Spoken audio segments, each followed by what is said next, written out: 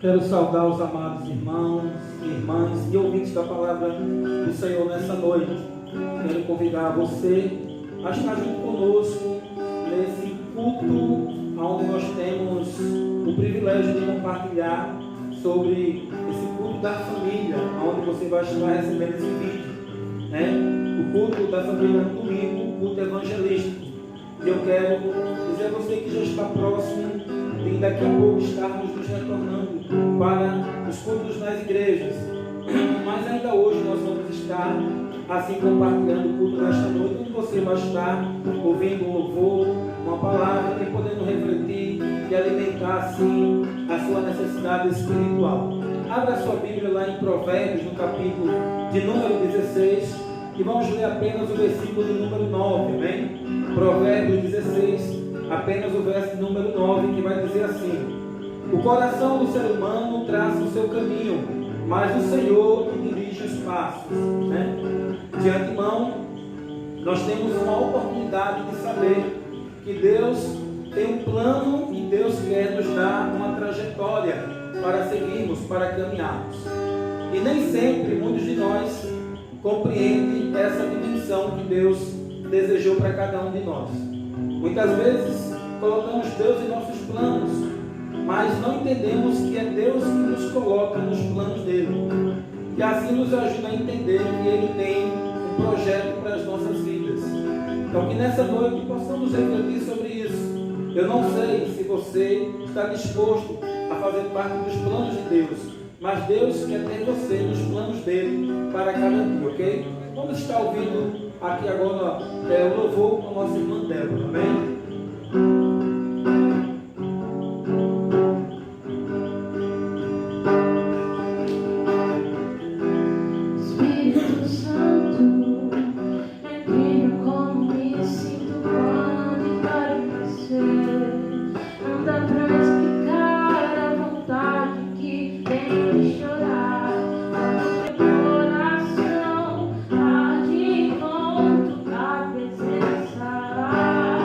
Quando entro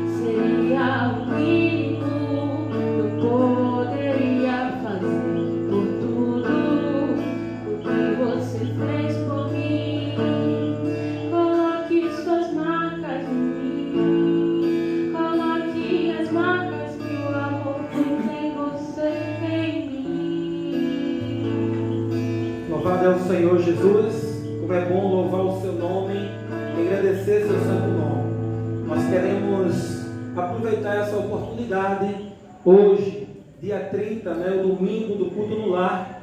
Nós queremos agradecer todos os amados irmãos e irmãs que têm se colocado em oração. Quero agradecer as orações pela minha vida, pela vida da minha família e também pela vida do meu irmão que está se recuperando. E nós agradecemos a Deus e pedimos que o Senhor complete a boa obra que Ele iniciou. Também quero agradecer a todos que oraram pela minha mãe. Em nome do Senhor Jesus, com certeza vai haver uma oportunidade dessas pessoas agradecerem. E eu creio que aqui na nossa igreja, tá? Eu quero nesse momento dizer aos amados irmãos, tá? Você que está em casa hoje com a sua família, podendo refletir na palavra do Senhor, aproveite bem essa oportunidade. Queremos compartilhar uma palavra nessa noite. Abra a sua Bíblia lá no livro de Eclesiastes, capítulo de número 11, e nós vamos ler apenas um versículo. Eclesiastes, capítulo 11, e apenas o verso de número 5, amém? Você que achou, fica atento. Você que está sem Bíblia em casa, fica atento no que vai ser lido, que você possa refletir nessa noite, amém? Eclesiastes capítulo 11, e apenas o verso de número 5, que vai dizer assim: assim como você não conhece o caminho do vento, nem sabe como se formam os ossos no ventre da mulher grávida, assim também não entende as obras de Deus, que faz todas as coisas. Amém? Glória a Deus, louvado é o Senhor. Quero orar nesse momento, feche seus olhos e vamos estar orando. Pai querido e amado Senhor, que teu Espírito, ó Pai, nos conceda o mover e o operar da tua vontade. Que teu Espírito, ó Pai, nos renove, nos fortaleça, nos ajude nessa fase, nesse período da nossa caminhada, da nossa trajetória. E pedimos a tua bênção, ó Pai, para este culto no lar desta noite, e também, ó Pai, para cada família que está, ó Pai, necessitando, precisando do mover e da direção do Senhor. Cada família, ó Pai, que necessita, ó Pai, da tua presença e da ajuda que vem do alto. Em nome de Jesus é que nós oramos, e quem pode dizer amém? Louvado é o Senhor. Bem, nessa noite nós queremos falar de um assunto que entendemos que é muito importante e que ele tem como objetivo nos ajudar para sermos fortalecidos a cada dia na nossa trajetória.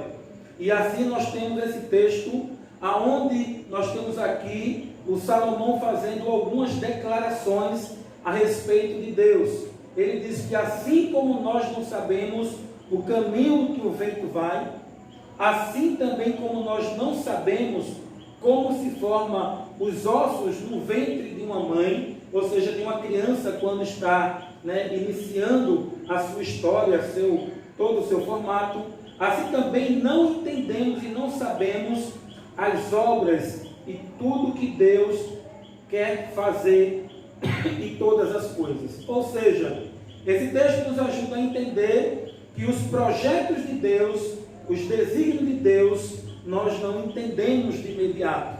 Nós não compreendemos quando ele começa a ser feito ou quando Deus decide fazer alguma coisa. Normalmente, depois que aquilo é concluído, é que é revelado, é compreendido e assim nós passamos a entender. Mas até lá, nós não sabemos e nem entendemos. Ou seja, não é perceptível aquilo que Deus está fazendo na sua maior parte das vezes. Então, nós queremos que você reflita nessa noite, que esse exemplo e o qual essa declaração que Salomão expressou, nos ajuda a pensar por que Deus age assim. Por que Deus faz isso? Ou seja, por que Deus age de uma maneira que ninguém pode entender ou compreender? Porque ele disse, como nós vimos no versículo 5, assim como você não conhece, ou seja, não vê e não entende, porque se você não vê, você não vai entender o caminho do vento. Nós entendemos muito bem que é mais fácil sentir a brisa do vento, é mais fácil ver as folhas balançarem, Mas há um ditado que diz que a gente não sabe onde o vento faz a curva, não é verdade? E aí ele também disse, assim também, né, como você não sabe como se formam os ossos de uma criança no ventre da sua mãe.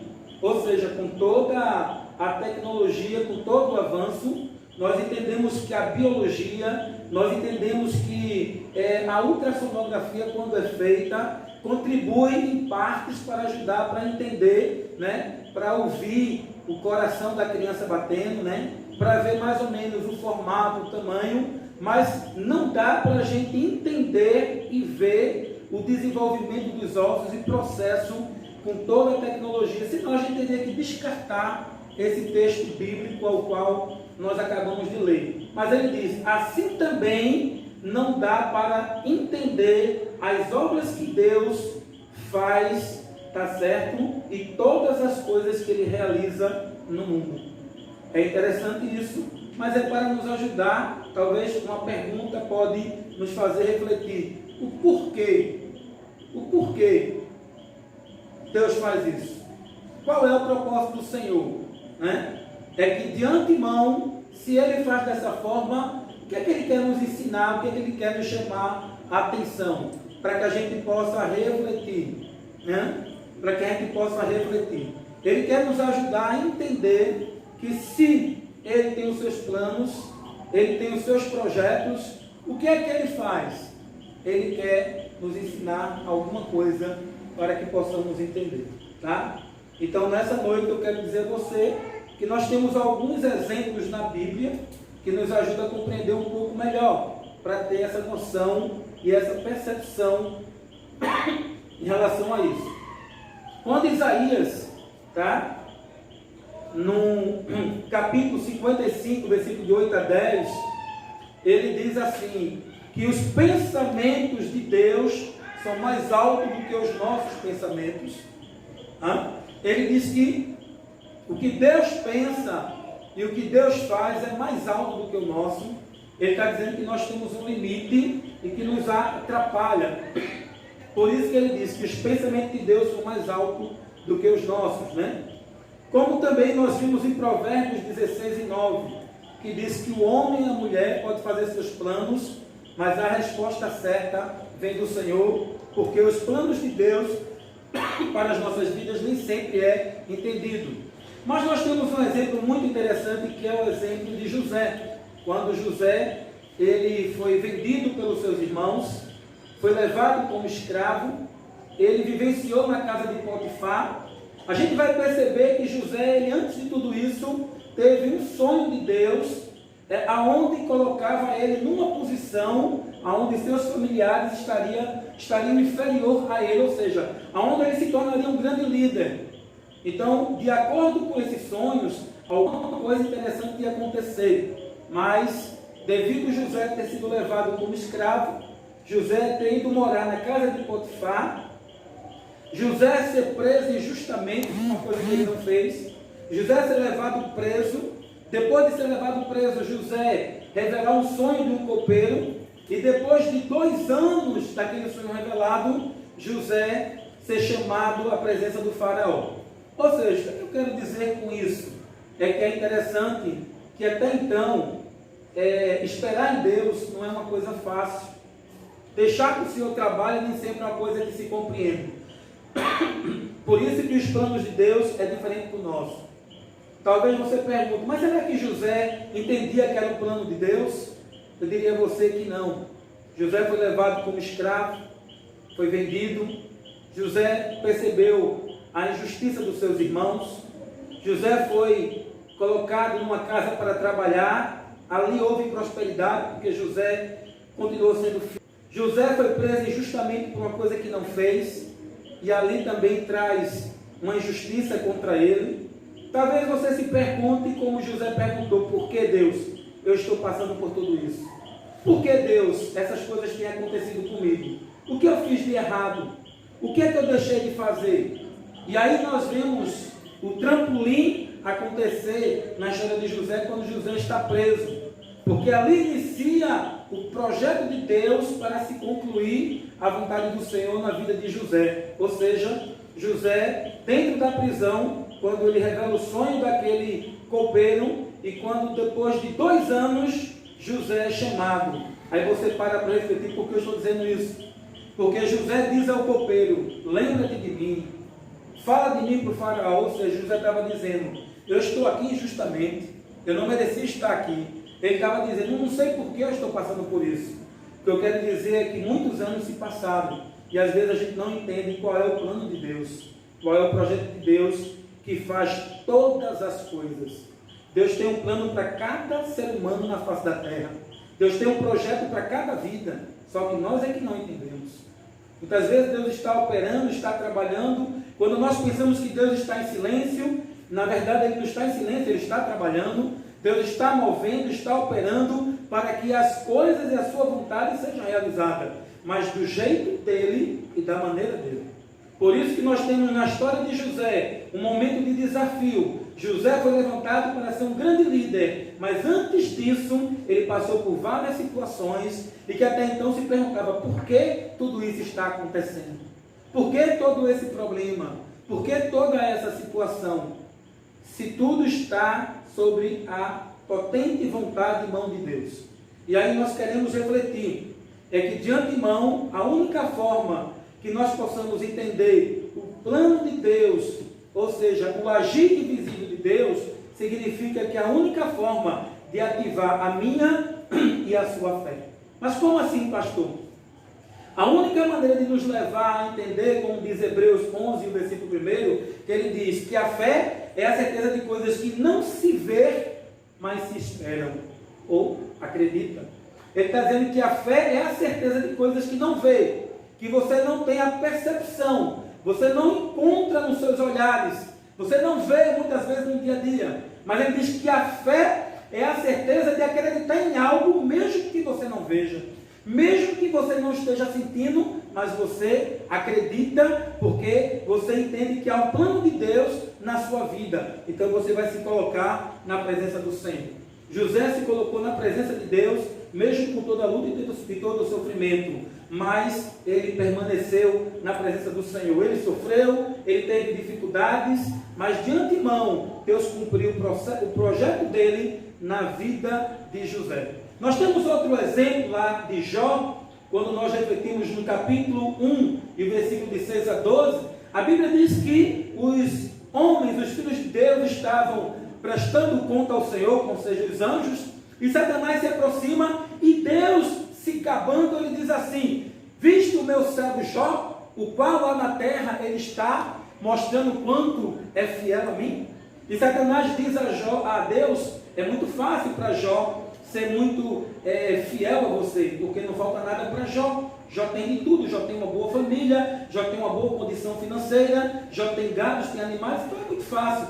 E Deus disse para Satanás: vai, tira tudo dele, só não mexe com ele. E Satanás vai e afeta a vida de Jó. Satanás chega a um ponto, permitido por Deus, de cometer a saúde de Jó, de afetar a saúde de Jó. Talvez você pergunte: o que quer dizer nesse agir invisível de Deus? O que é que Deus quer ensinar à humanidade? O que é que Deus quer ensinar a cada um de nós? Que nós precisamos continuar a ter fé. Que nós precisamos amar Deus, mesmo que as coisas não estejam ao nosso favor. Mesmo que as coisas não estejam do jeito que nós gostaríamos.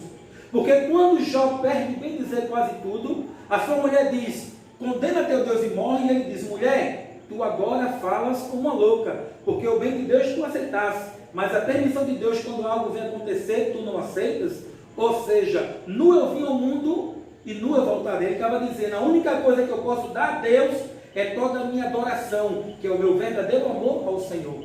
E aí nós aprendemos duas situações que o agir invisível de Deus nos chama a atenção: ter fé no Senhor em qualquer circunstância, principalmente nos problemas.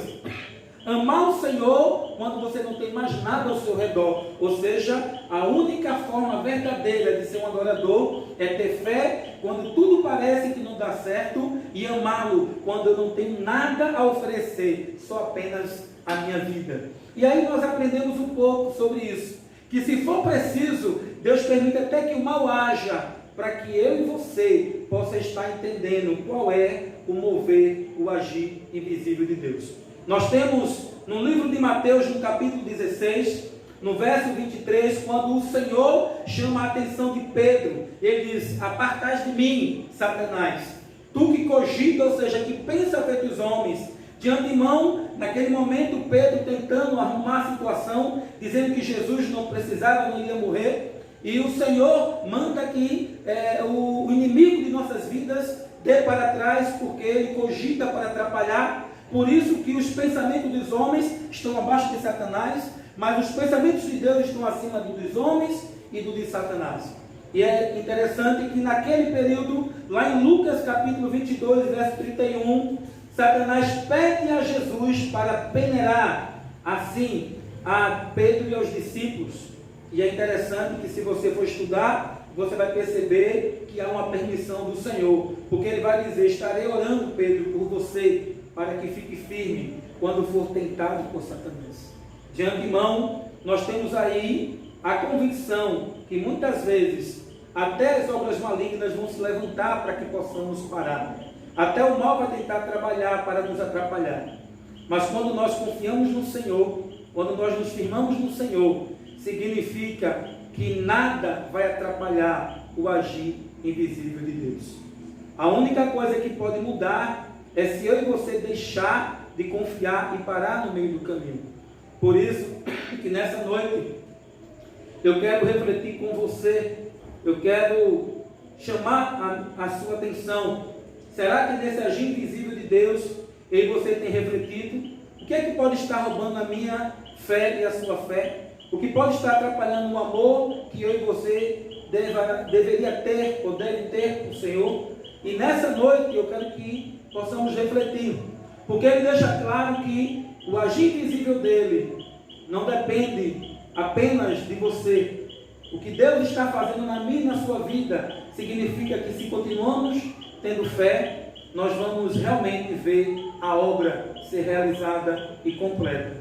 Por isso que nessa noite eu quero agradecer a Deus e dizer a você nessa noite: Deus está agindo invisivelmente. Talvez você não entendeu nada do que está acontecendo, mas um dia, mais um momento você vai compreender. Mas se você continua tendo fé, você vai poder ver a resposta final do agir invisível de Deus. Se você ama o Senhor e continua firme na presença dele, você vai ver o agir invisível da obra de Deus. José pôde ver o agir invisível de Deus. Jó pôde ver. Será que aí você vai ver o agir invisível da obra de Deus em nossas vidas? Isso é o que eu desejo para mim e para você nessa noite, em nome de Jesus. Amém? Eu quero encerrar com uma oração e agradecer ao Senhor que nos concedeu mais uma noite na sua presença. Feche seus olhos e vamos estar assim orando. Pai querido e amado, em nome do Senhor Jesus, que o Senhor esteja abençoando o nosso entendimento e nos fortalecendo para que possamos assim estarmos dispostos, ó Pai, a continuar tendo fé e te ouvindo, Senhor, a cada dia, para que o teu agir invisível seja realizado a cada dia em nossas vidas. Abençoa cada um que pode ouvir a tua palavra nesta noite. Abençoa a sua família e nos dá um bom descanso. Em nome de Jesus, quem pode dizer amém? Que a graça do nosso Senhor Jesus, o amor de Deus, nosso Pai, a comunhão e a consolação do Espírito Santo e a salvação que só há em Jesus Cristo, seja com todo o povo do Senhor. Em nome de Jesus, amém.